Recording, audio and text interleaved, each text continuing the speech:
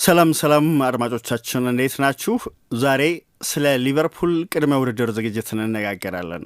ሊቨርፑል በቅድመ ውድድር ዝግጅቱ 3 የአቋም መለኪያ ጨዋታዎችን ያከናውናል። የእስያ ጉዞም ይኖረዋል። ለቻናላችን አዲስ የሆናችሁ ቻናላችንን ሰብስክራይብ፣ ላይክ እና ሼር እንድታደርጉ እንጠይቃለን። የውድድር ዘመኑ ከተጠናቀቀ ገና 5 ሳምንታት ብቻ እንደተቆጠሩ ይታወቃል። በሊቨርፑል አሸናፊነት የተጠናቀው የእንግሊዝ ፕሪምየር ሊግ እንዲያም ቢሆን ሊቨርፑል የቅድመ ውድድር ዝግጅት ለመጀመር የተቃረበ ይመስላል። የተጫዋቾችን የአካል ብቃት ለመፈተሽ በሐምሌ 3 የአቋም መለኪያ ጨዋታዎችን ለማድረግም ተዘጋጅቷል። በእርግጥ በየዓመቱ የእረፍት ጊዜ እያጠረ የመጣ ይመስላል። ሁል ጊዜ ተጫዋቾች የቅድመ ውድድር ዝግጅታቸው አጭር ነበር የሚል አስተያየት ይሰነዘራል። ለዚህ ምክንያቱ በውድድር ዘመናት መጨረሻ የሚዘጋጁ የተለያዩ ውድድሮች መኖራቸውና በብሔራዊ ቡድን ተሳትፎ ምክንያትም ተጫዋቾች የእረፍት ጊዜያቸው የተገደበ ሆነው ስለሚቆይ ነው። ስለዚህ ያሁኑም እንደዚህ አይነት ስሜት የተፈጠረበት የእረፍት ጊዜ ይመስላል። ነገር ግን የቅድመ ውድድር ዝግጅት የሚጀመርበት ቀን አስቀድሞ ተቆርጧል። በሁሉም ክለቦች የሊቨርፑል ተጫዋቾች የእረፍት ጊዜያቸውን በማጠናቀቅ ላይ ነው የሚገኙት። ወደ ቅድመ ውድድር ዝግጅት ለመመለስ በዝግጅት ላይ መሆናቸውም ተሰምቷል። በውጣ ውረድ የተሞላ የውድድር ዘመን ይጠብቃቸዋል ከፊታቸው። ስለዚህ ለዚያ አድካሚና ፈታኝ የውድድር ዘመን ራሳቸውን እንዲያዘጋጁ ተጫዋቾች በቅድመ ውድድር ዝግጅት ጊዜ በቂ ጊዜ ማሳለፍ ይኖርባቸዋል። በእርግጥ ይሄኛው ጊዜ የእግር ኳስ ተመልካቾች ክረምቱን ፈታ ብለው የሚያሳልፉበት ነው። ተጫዋቾች ግን ወደ ክለቦቻቸው ተመልሰው ዝግጅታቸውን ይጀምራሉ። በሜርሲሳይድም እንደዚሁ የሊቨርፑል ተጫዋቾች ጥረታቸውን የሚጀምሩበት ጊዜ ሩቅ አይደለም።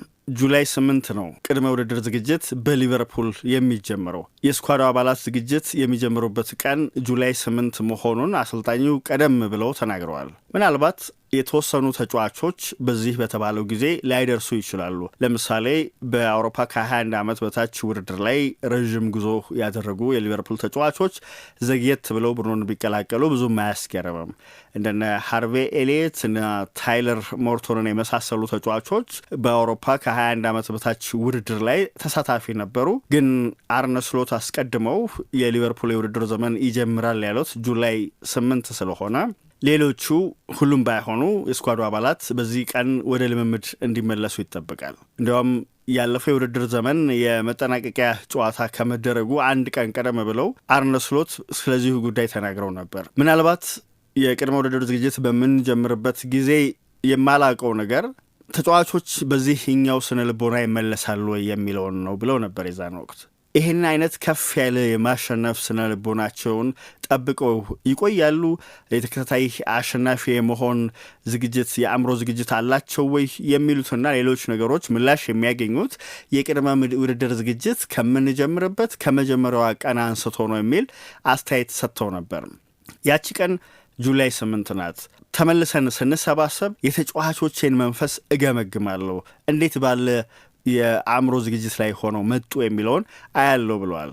የሊቨርፑል ወጣት ተጫዋቾች በተለይ ደግሞ በብሔራዊ ቡድን ብዙም ተሳትፎ የማያደርጉ እና በክለብ እግር ኳስ ግዴታ ውስጥ ያልነበሩ ወጣት ተጫዋቾች በቅድሚያ በቅድመ ውድድር ዝግጅት ውስጥ እንደሚካተቱ ይታመናል። ከዚያም ቀሪዎቹ የስኳዱ አባላት ደግሞ በሂደት ስኳዱን ይቀላቀላሉ። ጁላይ 8 የቅድመ ውድድር ዝግጅታቸው ይጀምርና ጁላይ 13 የመጀመሪያውን የአቋም መፈተሻ ጨዋታ ያደርጋሉ። የወዳጅነት ጨዋታ ልንለው እንችላለን። ከፕሪስተን ጋር በዲፕዴል የሚያደርጉት ጨዋታ ይኖራል። ሊቨርፑል የሚያደርገው የመጀመሪያ ጨዋታ ይሆናል ማለት ነው። ብዙም ሩቅ ሳይሄዱ እዚያው በአቅራቢያቸው ወደሚገኘው ዲፕዴል ተጉዞ ነው ጨዋታቸውን የሚያደርጉት። ለመጨረሻ ጊዜ በዚህ ሜዳ ላይ ጨዋታ ያደረጉት ቀዮቹ በ2023 ዳርምስታድን በገጠሙበት ጨዋታ ነበር። በዚህኛው አጋጣሚ ግን ጨዋታቸውን የሚያደርጉት ከስታዲየሙ ባለቤቶች ጋር ነው። በ1875 የተገነባ ዝነኛ ስቴዲየም ነው። እዚህ ስቴዲየም ላይ ጨዋታቸውን ያደርጋሉ።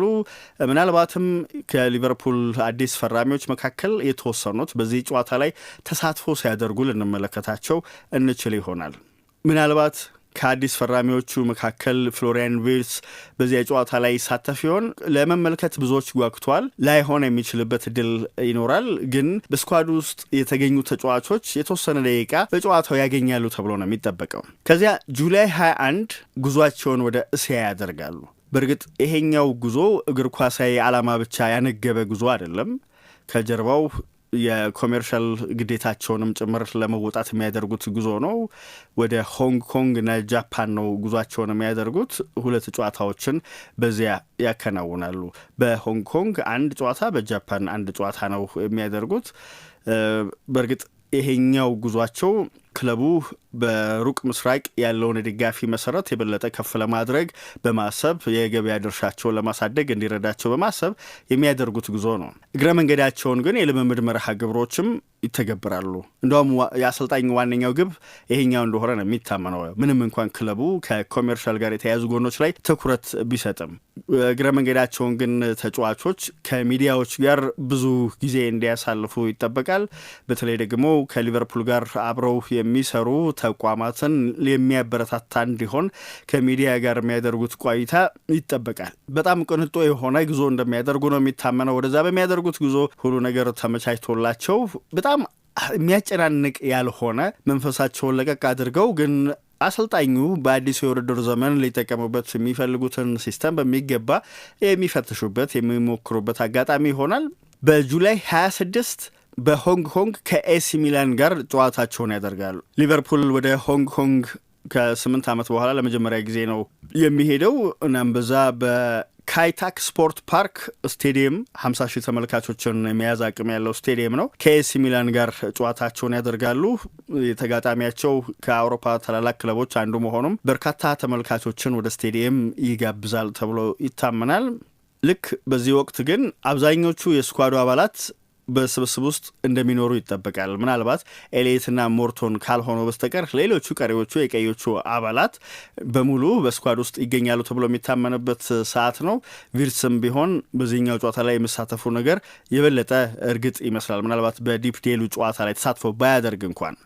ሌላኛው በዚህ ጨዋታ ላይ የምንመለከተው ነገር ስሎት የሚጠቀሟቸው ወጣት ተጫዋቾች ናቸው። ከሊቨርፑል ጋር ወደዚያ የሚያመሩ ወጣት ተጫዋቾች በቀጣይ የውድድር ዘመንም በስኳድ ውስጥ የመቆየት እድላቸው ይሰፋ ይሆናል። ነገር ግን እዚያው በሜርሲሳይድ ቆይተው ልምምዳቸውን እንዲሰሩ ትቷቸው የሚሄዱት ተጫዋቾች ግን እድላቸው የሚሆነው በቀጣይ የውድድር ዘመን በውሰት መሰጠት አሊያም ደግሞ በዝውውር መስኮቱ ለሽያጭ መቅረብ ነው የሚሆነው። በጁላይ 30 ከዮካሃማ ኤፍኤም ጋር ጨዋታቸውን ያደርጋሉ።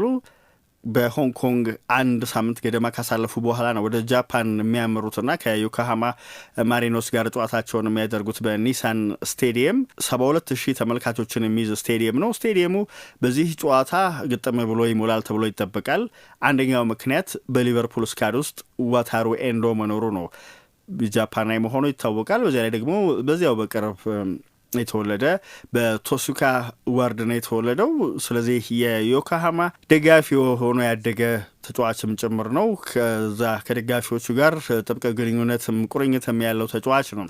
ስለዚህ ከፍ ያለ ተመልካች የሚታደምበት ጨዋታ እንደሚሆን ይታመናል። ለስሎት ግን አሁንም ቢሆን ይሄኛው ጨዋታ የተጫዋቾቹን የአካል ብቃት የሚለኩበት እና የተለያዩ ሲስተሞችን የሚሞክሩበት ነው የሚሆነው። ሊቨርፑል እነዚህን ጨዋታዎች አከናውነው የሆንግ ኮንግና ጃፓን ቆይታውን አጠናቅቆ ወደ ሊቨርፑል ሲመለስ ደግሞ ተጨማሪ ማስተካከያዎችን ያደርጋል። የውድድር ዘመኑ ኦገስት 15 ነው የሚጀምረው በአንፊልድ ቦርንመዝን በሚገጥሙበት ጨዋታ። ስለዚህ ከዚያ ጨዋታ በፊት የመጨረሻ ማስተካከያ ስራዎችን ያከናውናሉ። ከዚያ በፊት በአንፊልድ ከአትሌቲክ ቢልባው ጋር ጨዋታ ያደርጋሉ። እንደዚሁም ደግሞ በኮሚኒቲ ሺልድ ከክሪስታል ፓላስ ጋር የኮሚኒቲ ሺልድ ጨዋታቸውን ያከናውናሉ። ከዚያ የአዲሱ የውድድር ዘመን ይጀምራል ማለት ነው። ስለዚህ ሊቨርፑል በቅድመ ውድድር ዝግጅት በእነዚህ ጉዞዎች ውስጥ ያልፋል። ወደ እስያ ይጓዛል፣ የተወሰኑ ጨዋታዎችን ያደርጋል። የቅድመ ውድድር ዝግጅቱን ግን በሁለት አህጉሮች እንደሚያከናውን ለማስታወስ ነው።